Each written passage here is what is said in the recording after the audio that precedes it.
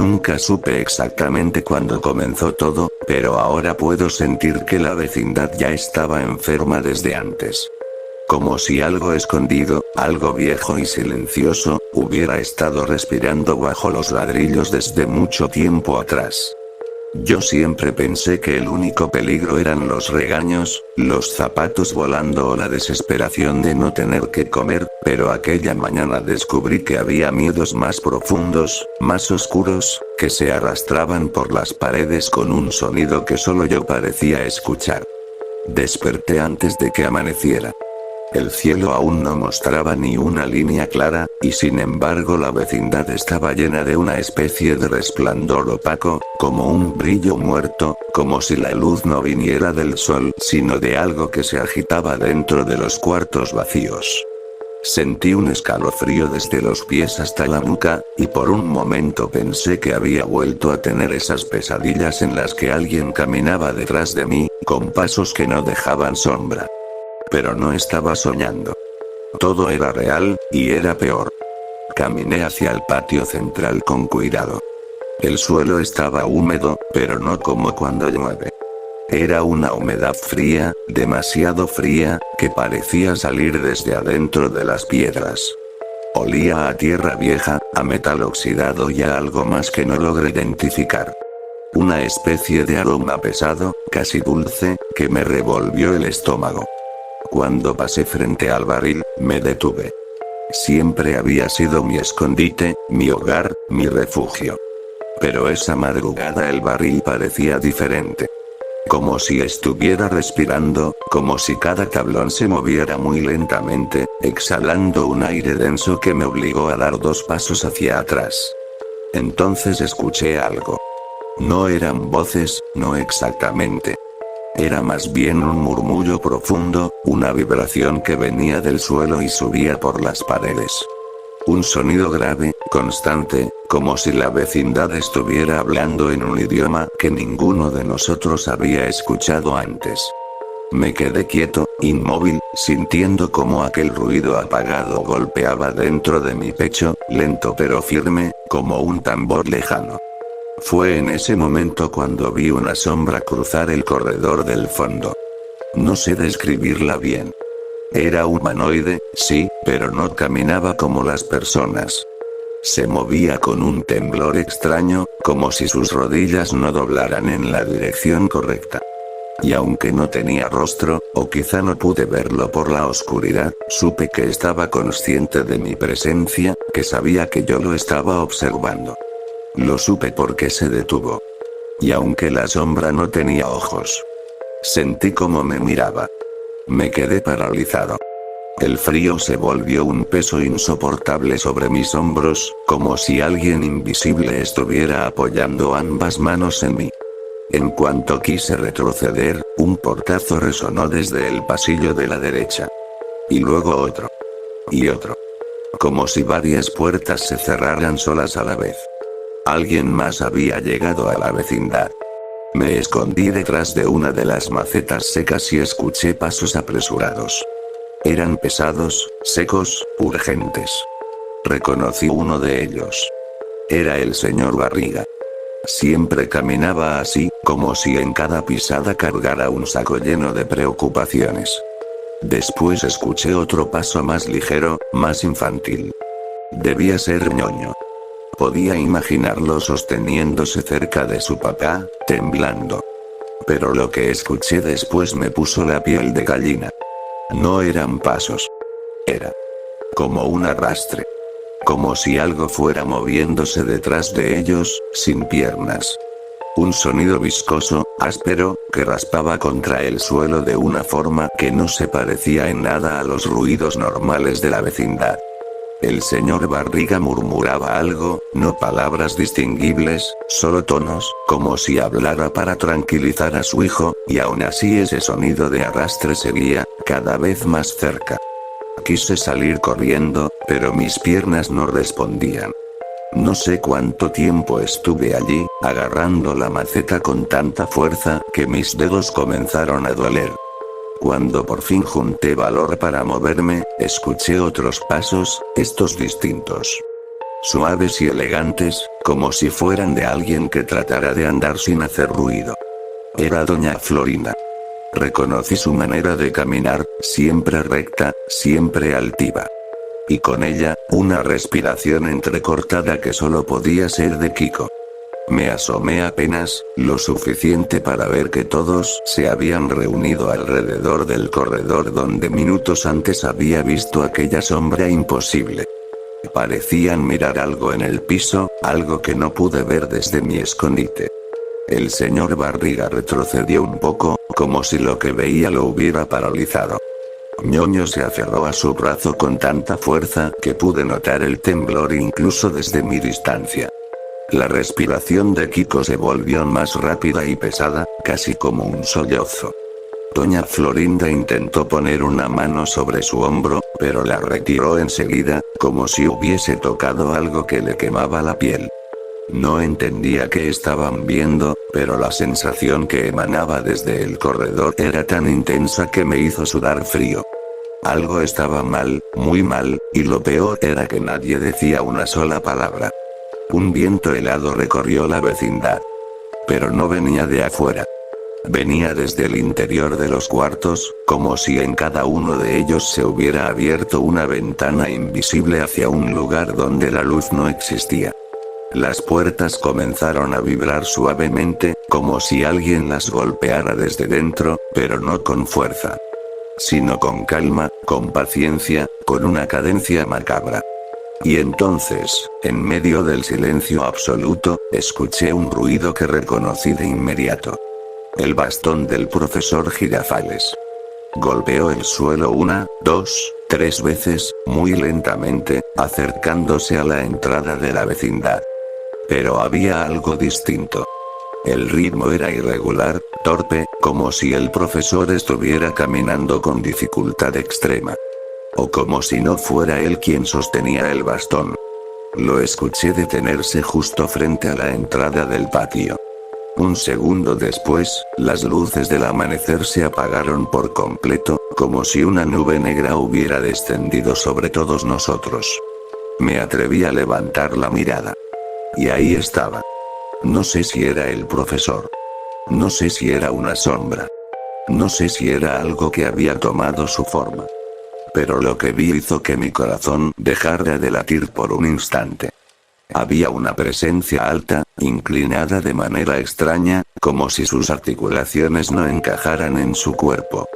El bastón estaba en su mano, pero lo sostenía al revés, con un temblor leve que hacía que la madera crujiera como si fuera a romperse. La figura dio un paso dentro del patio. El aire se volvió espeso, irrespirable. Y fue en ese momento que supe que el profesor Girafales no llegaba a visitar a doña Florinda. Lo que había llegado no era él. Nunca olvidaré la sensación que me recorrió cuando aquella figura, la que parecía el profesor Girafales, pero no lo era, avanzó un paso más dentro del patio. No hizo ningún sonido, excepto el leve roce del bastón invertido raspando contra el piso húmedo. Los demás adultos retrocedieron casi al mismo tiempo, como si un impulso involuntario los obligara. Incluso desde lejos pude sentir una presión en el pecho, una tensión que me comprimía las costillas, como si el aire mismo se negara a dejarme respirar.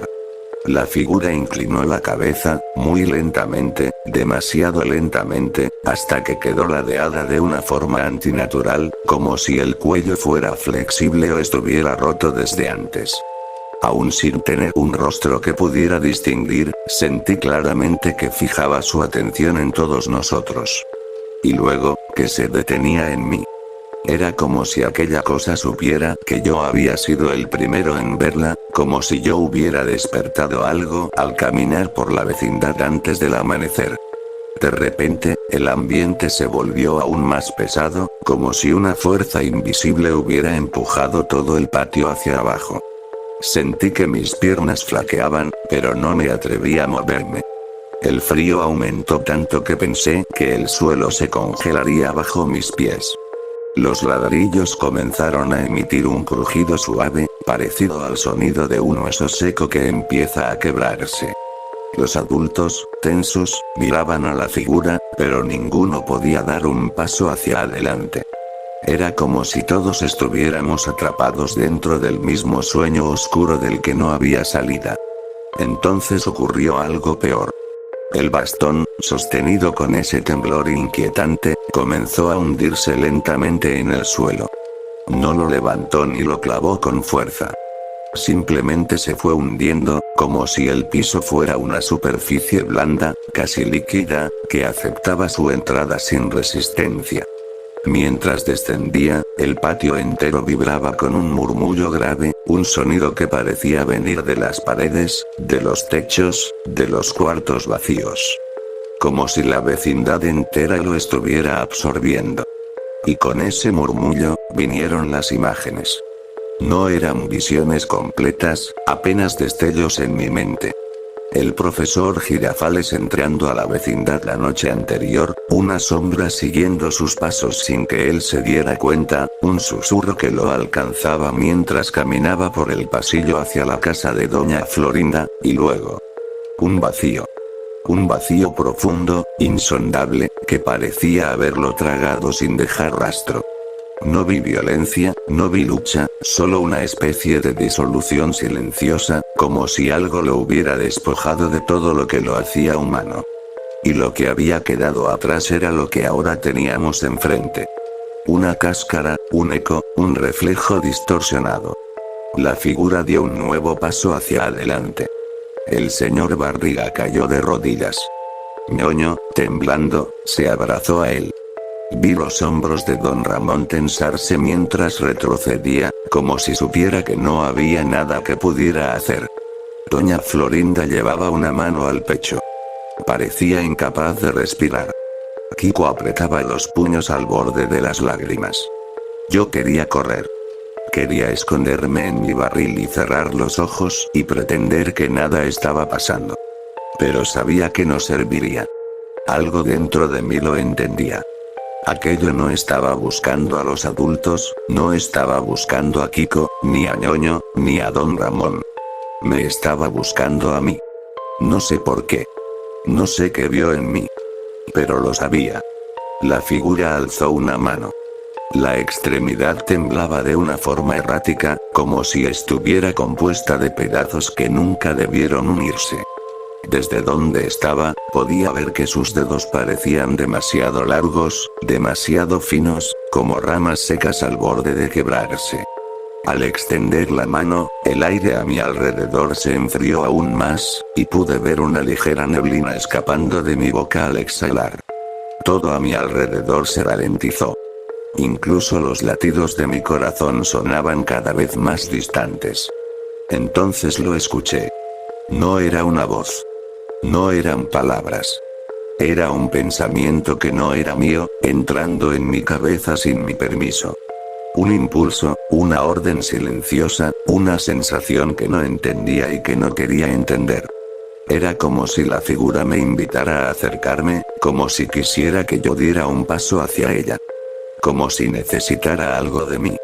Mis pies comenzaron a moverse sin que pudiera evitarlo. Un paso. Otro. Los adultos intentaron reaccionar. Vi cómo don Ramón estiraba la mano hacia mí, aunque no tenía la fuerza para levantarse por completo. Doña Florinda avanzó medio paso antes de detenerse abruptamente, como si una pared invisible la hubiera retenido. Kiko se llevó las manos a la boca, horrorizado. El señor Barriga trató de levantarse, pero sus piernas temblaban demasiado. Yo seguía avanzando. Cada paso que daba hacía que el frío se volviera más intenso. Mis dedos se entumecieron, y mis ojos comenzaron a lagrimear por el aire helado. Sentía un hormigueo raro en la nuca, como si algo me tocara sin llegar a tocarme. Pero no podía detenerme. La figura esperaba. Cuando estuve a apenas unos metros de ella, algo cambió. Su postura se volvió más rígida, más definida. Parecía haberse vuelto más pesada, más sólida, como si al acercarme le hubiera devuelto parte de su forma original. La sombra que la envolvía osciló levemente, como un humo oscuro que se condensa y se prepara para adoptar una forma más clara. En ese instante entendí algo que me heló el alma. Aquella cosa no quería quedarse así. Aquella cosa quería un reemplazo. Un recipiente. Y yo era lo que había elegido. No sé exactamente qué ocurrió después. Mi visión se volvió borrosa, como si estuviera viendo a través de agua turbia. La figura extendió su mano, acercándola a mi frente.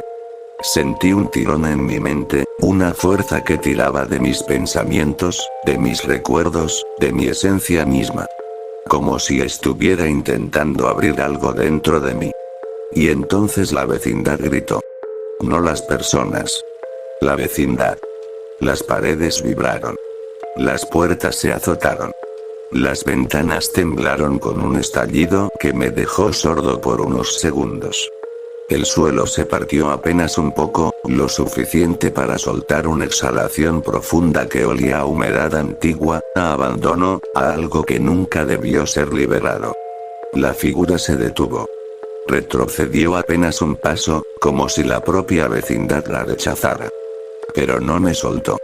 Seguía tirando de mí, como si necesitara terminar lo que había empezado. Y en ese momento, comprendí la verdad. El profesor no había muerto realmente. Al menos, no de la forma en que entendemos la muerte. Su presencia estaba allí, atrapada en algún rincón oscuro de la vecindad, mezclada con esa sombra que lo había consumido. Y si yo daba un paso más, pasaría a formar parte de lo mismo. La figura extendió el bastón, apuntándolo hacia mí. La madera crujió. El aire se tensó. Y entonces, con un movimiento brusco, la sombra dio un salto hacia adelante. No recuerdo más.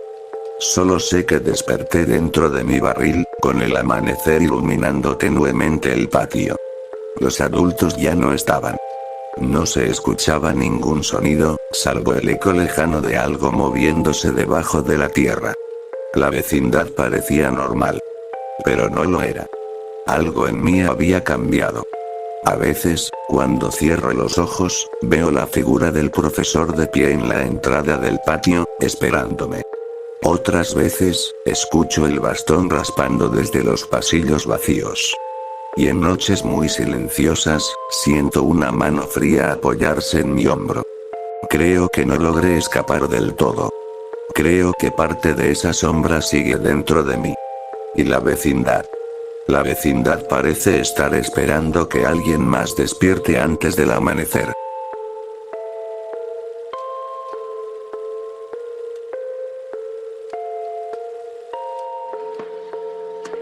¡Toma! No te doy otra más porque presta para que te salga.